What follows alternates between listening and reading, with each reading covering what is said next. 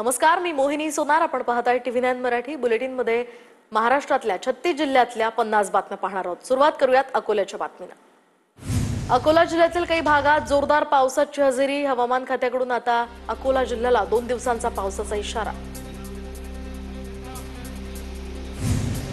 पुण्यातील ग्रामीण भागांसह राजगुरुनगरमध्ये पावसाची हजेरी. पावसाच्या सरींमुळे बाजारपेठांमध्ये चांगलंच पाणी शिरलंय, त्यामुळे नागरिकांची तारांबळ.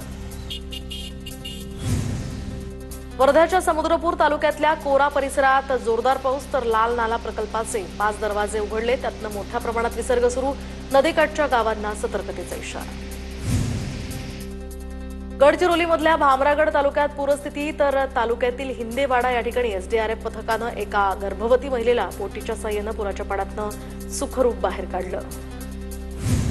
छत्तीसगडमध्ये झालेल्या मुसळधार पावसामुळे इंद्रावती नदीच्या पाणी पातळीत वाढ, त्यामुळे गडचिरोलीतील भामरागड तालुक्यातल्या पर्लकोटा नदीला चौथ्यांदा पूर आल्यामुळे तालुक्याचा जिल्हा मुख्यालयाशी संपर्क तुटला. नंदुरबारच्या अक्कलकुवा तालुक्यातल्या वेहगीमध्ये रस्त्याअभावी आदिवासी बांधवांचे हाल. बांबूच्या झोळीतनं चक्क प्रसूतीसाठी घेऊन जाताना रस्त्यातच महिलेची प्रसूती. माजी आमदार संग्राम थोपटेंच्या राजगड सहकारी साखर कारखान्याला 467 कोटींची कर्ज हमी. कारखान्याच्या संचालक मंडळाकडून एकमेकांना पेढे भरवत जल्लोष साजरा. लातूरमध्ये हमाल माथाडी कामगारांकडून 2 दिवस आडत बाजार बंद, तर मराठा आंदोलनाच्या पार्श्वभूमीवर कामगारांकडून आज आणि उद्या बंदची घोषणा. आमदार चंद्रकांत पाटलांनी जम्मूमध्ये अडकलेल्या भाविकांशी फोनवरून संवाद साधला. जम्मू काश्मीरात पावसाचा अक्षरशः हाहाकार. मुक्ताईनगरमधील 42 भाविक त्या ठिकाणी अडकले.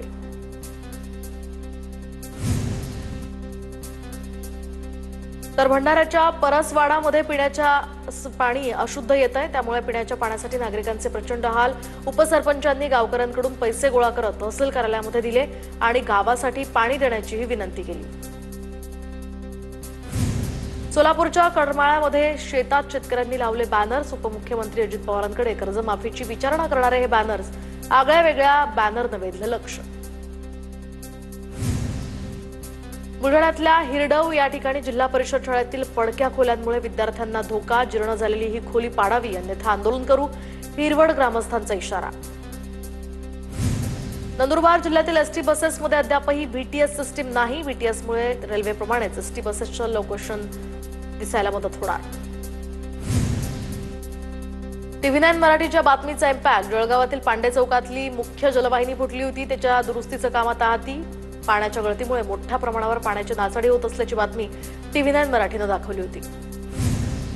नांदेडच्या धर्माबाद तालुक्यातल्या येताळामधील आरोग्य केंद्र बंद. उद्घाटन होऊन 6 महिने झाले तरी सुद्धा रुग्णांना वैद्यकीय सेवा अजूनही मिळत नाहीये. गावकऱ्यांवर उपचारासाठी धर्माबादला जाण्याची वेळ. परभणीच्या जिंतूरमध्ये चांदसमधील गुप्तधन काढण्यासाठी खड्डा खोदणाऱ्या टोळीला पोलिसांकडून अटक. पोलिसांच्या कारवाईमुळे परिसरात खळबळ. महाराष्ट्र जादूटोणा आणि अघोरी प्रथा प्रतिबंधक कायद्याखाली गुन्हा. सणासुदीच्या दिवसात वाशिमच्या शेलू बाजारामधील तांत्रिक अडचण नसताना ATM बंद. ATM बंद असल्यामुळे नागरिकांचा संताप. नागरिकांकडून या प्रकरणाची चौकशी करण्याचीही मागणी. लातूरमधील मुख्य रस्त्यावर हिट अँड रनची घटना. भरधाव कारची संगीता गंगथडे या महिलेला धडक, तर धडक दिल्यानंतर कार चालक फरार. उपचारादरम्यान महिलेचा मृत्यू. कार चालकाला शोधून कठोर कारवाई करा, महिलेच्या कुटुंबियांची मागणी.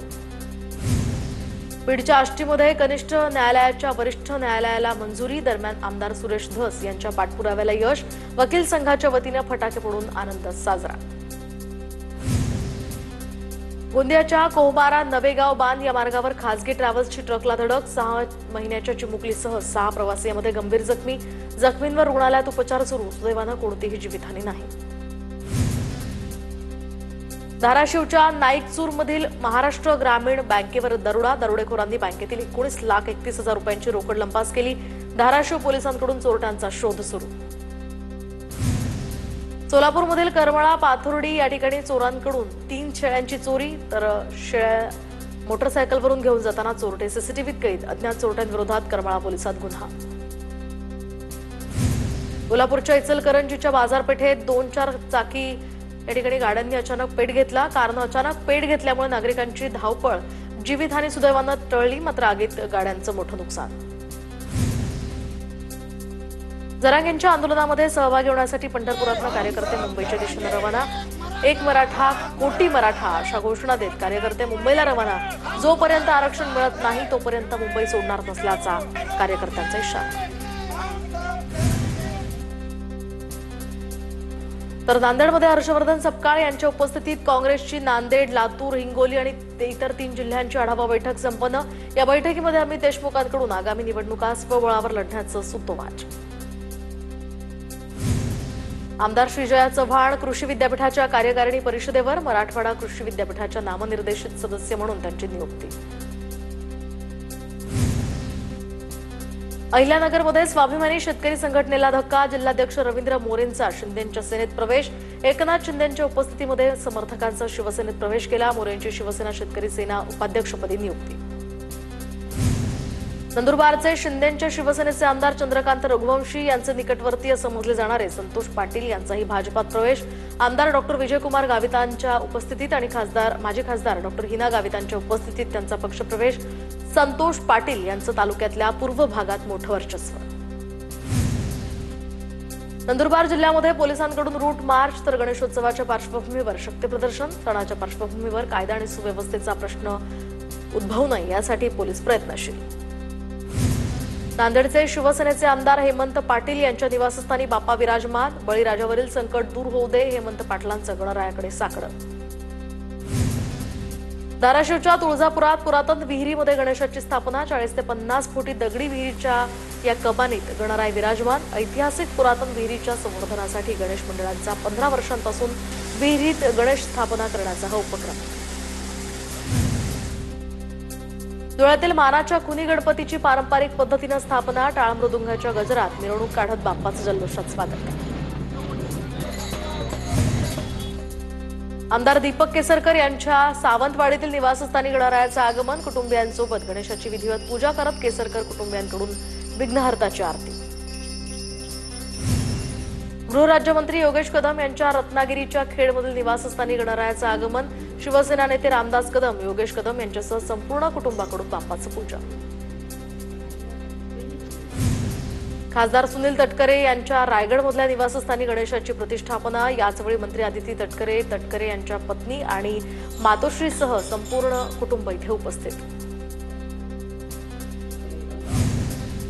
नवनीत राणा आणि रवी राणा यांच्या अमरावतीमधल्या गंगा सावित्री निवासस्थानी गणरायाचं आगमन. राणा दाम्पत्याकडून गणरायाची मनोभावे पूजा.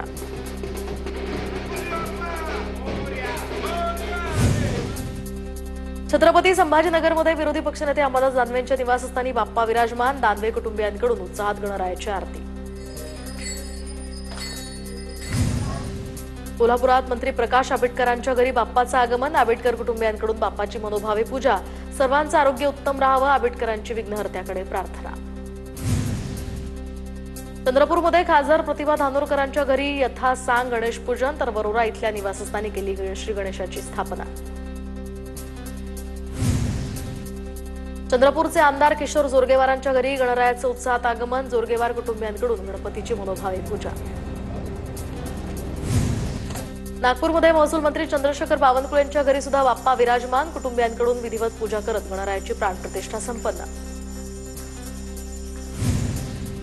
सिंधुदुर्गच्या राजाला सोन्याचे पाऊल अर्पण. निलेश राणे हे आमदार व्हावेत म्हणून कार्यकर्त्यांनी केला होता नवस. 65 ग्रॅम सोनं आणि अर्धा किलो चांदी मिश्रित सोन्याचे पाऊल गणरायाला अर्पण. भास्कर जाधवांच्या घरी गणपती बाप्पा विराजमान. तर चिपळूण तालुक्यातल्या तुरंबव या ठिकाणी निवासस्थानी विधिवत पूजा करत बाप्पाची प्राणप्रतिष्ठा संपन्न.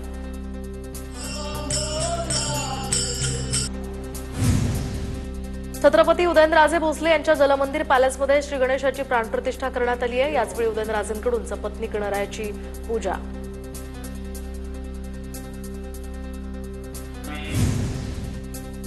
जालन्यात आमदार अर्जुन खोतकरांच्या निवासस्थानी लाडक्या बाप्पाचं आगमन. अर्जुन खोतकरांनी स्वतः ढोल वाजवत बाप्पाचं स्वागत केलं. विधिवत पूजा करत गणरायाची प्राणप्रतिष्ठा संपन्न. मराठी बिग बॉस विजेता अभिनेता शिव ठाकरेच्या अमरावतीतल्या घरी बाप्पा विराजमान. बाप्पाच्या आगमनावेळी शिवनं ढोल ताशा वाजवण्याचा आनंद घेतला.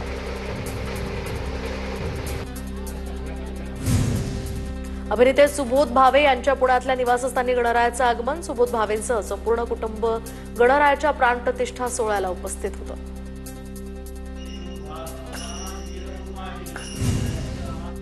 पुण्यात भाऊरंगारी गणेश मंडळ आगमन मिरवणुकीमध्ये कलावंत ढोल ताशा पथकाचं वादन। मिरवणुकीमध्ये विविध कलावंतांचं अभिनेता सिद्धार्थ जाधव सुद्धा ढोल वादनात सहभागी।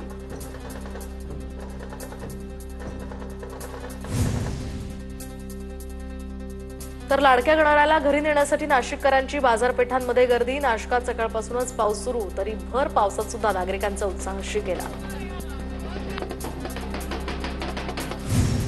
नागपुरातील टेकडी गणेश मंदिरात गणेशोत्सवाचा मोठा उत्साह। गणेशोत्सवाच्या निमित्तानं मंदिराला आकर्षक फुलांची सजावट। मंदिरात दर्शनासाठी पहाटेपासूनच भाविकांच्या लांबच लांब रांगा।